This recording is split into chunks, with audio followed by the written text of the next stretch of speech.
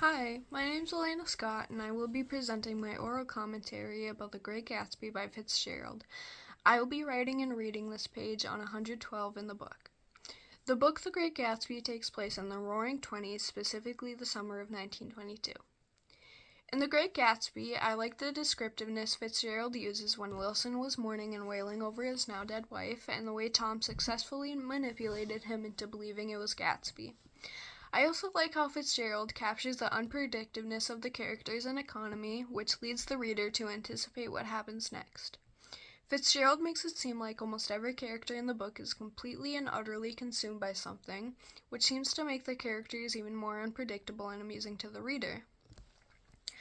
I think the message Fitzgerald was trying to send out to the viewer is to focus on the now instead of focusing on materialistic things and the illusion of power. Before page 112, Fitzgerald chooses to illustrate Wilson's wife, Myrtle, passing away in a terrible accident where Gatsby hits her with his car, which, later, ends up to be Daisy. After the scene takes place, Wilson goes to Gatsby's house and shoots him dead in the pool, afterwards then taking his own life. Nobody comes to Gatsby's funeral except for his father and Nick. On page 112, there are many literary devices. The first one that seems to appear is allusion, because when Fitzgerald wrote, "Oh my God, there is an allusion to religious beliefs." Juxtaposition comes next. "It was an accident, George." This quote is juxtaposed with the fact that Wilson very obviously believes Myrtle's death wasn't an accident. The quote, "She's a deep one," said Wilson, as if that answered the question, is a simile because the phrase "as if" creates a comparison.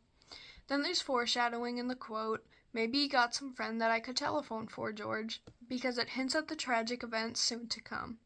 There's also personification, as when they're talking about the clouds at the end of the page, Fitzgerald says the clouds scurry.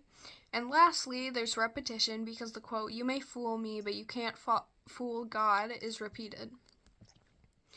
In conclusion, I believe this novel captures the intensity of change after World War I, not only in describing the society and parties, but also seeming to capture the change of economy between the characters and their own materialistic things.